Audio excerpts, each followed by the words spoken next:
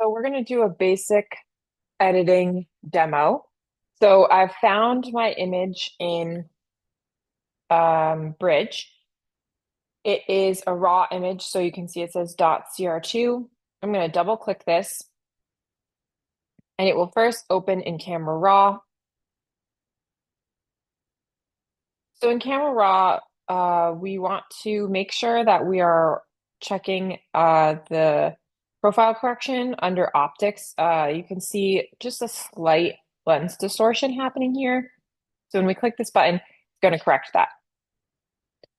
I don't like to do too much editing in Camera Raw only because you can't go back and undo it if you started editing into a PSD. So here, the few things that I might look at are exposure, contrast, highlights, shadows, whites, and blacks. So if I think this is overexposed, I could turn it down a little bit. I don't really think it is.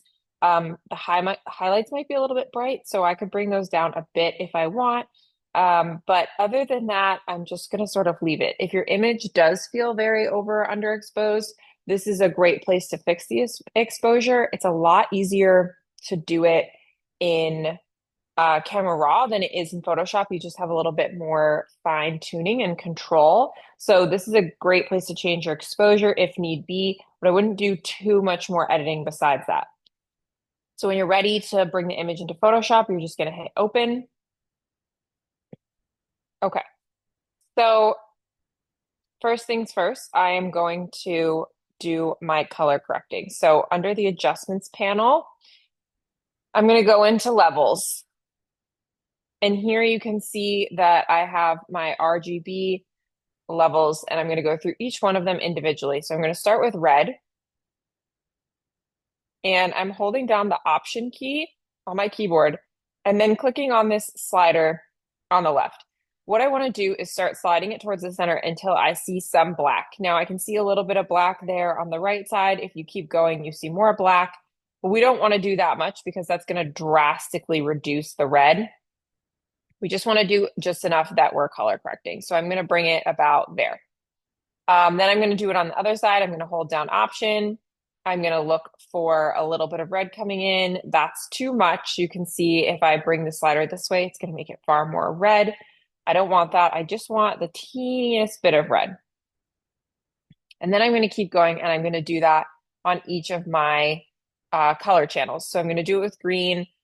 It was about here when I started, so I'm actually pulling it further to the left. And then I'm adding a little bit of green here. And lastly, blue. Now you can see this slider is actually kind of far over. This image is very blue. So I'm going to have to go a little bit further to achieve my black showing through. And here there was a lot of blue, so I'm actually going to bring it over to about here. Now there looks like there's more blue in this image, but it is a very blue image, so it's hard for me to get sort of an in-between so that as soon as I start moving my slider over, that's how much blue pops up. So now you can see this is a very subtle difference in color, almost indistinguishable. I shot this in the studio, so really the color is pretty good. It's well balanced because I used nice strobe lights, but if you're photographing under different lighting circumstances, such as fluorescent light or something like that, you're probably going to have more color correcting that you need to do. Also, just remember that you can change this if you want an image to be more blue or red or green. So if I wanted this to be more, or less blue rather, I could subtract some of the blue. I don't really want that. I want it to be sort of as close as possible to how it was shot. So that's why I'm going to follow these sliders. Next, I'm going to work with curves in order to add some contrast. Now, curves allows you to really specifically control the highlights and the shadows as well as the midtones. If you just use the contrast, brightness and contrast slider, what you're doing is you're increasing or decreasing the highlights and the shadows the same amount simultaneously. When you use curves, you're able to control both the shadows, highlights, and midtones individually. So I have this graph. I'm going to use my little marquee tool to place a point on the top, And this is going to control my highlights. So obviously your shadows are going to change a little bit, but this is mostly controlling my highlights. Generally, if you want to increase contrast, you're going to turn up the highlights and turn down the shadows. So then if I want to increase my shadows, I'm going to place a point down here. And if I pull my curve down, that's going to make my shadows more extreme. So you can see the further I go on this curve, the more of an S it looks like, the more contrasty it gets. It's too much contrast, I think, so I'm gonna back off a little bit. I think my highlights are actually pretty high in this image, so I'm not sure that I need to do too much to them. And then if you kind of want to even things out, you can make a dot right in the middle and you can do your midtones. So this can sort of bring up the middle or bring down the middle. I'm pretty happy with that. So now we can see that's a pretty significant difference. It's far more contrasty. It's a lot more punchy. It looks sharper. It just looks better in general. So then I like to do saturation.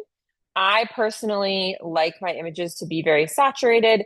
That is sort of a personal choice. So if that's not something you're interested in, you don't have to do too much saturation. You could do something very simple, like just add 5 points. Again, that just sort of punches things up a little bit. This is a pretty saturated and dense image to begin with. 10 points almost feels like too much. So I think I'm going to back off a little bit to 8. Again, very subtle difference, but I think I like it better that way.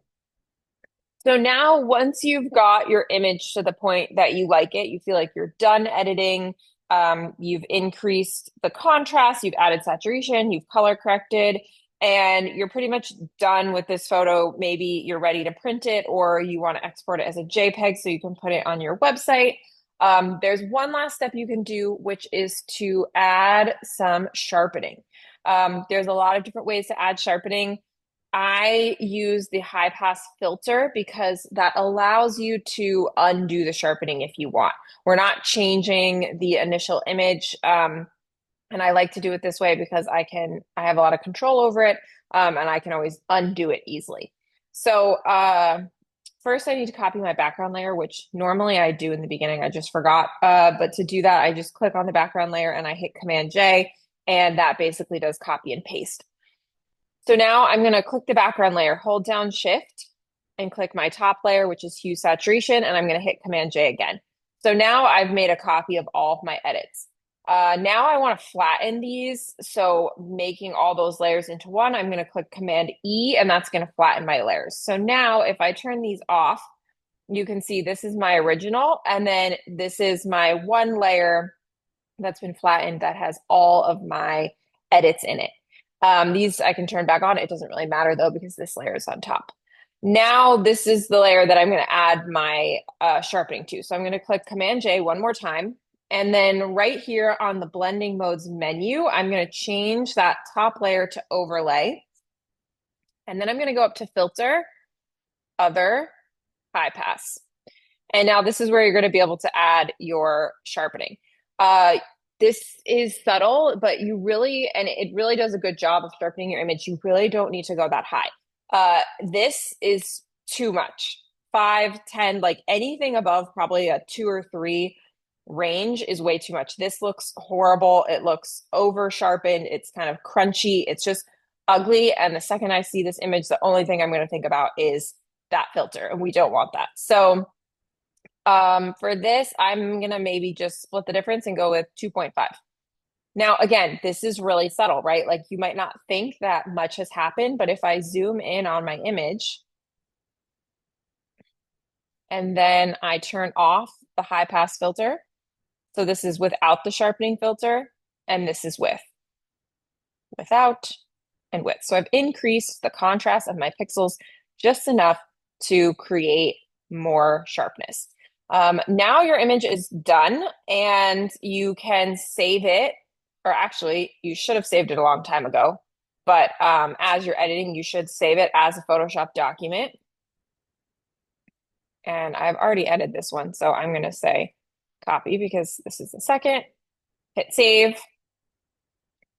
And then if you are finished, you can close it out. If you want to save it as a JPEG, you would just do File, Save a Copy, and then click JPEG. And yeah, so that's how you edit your image.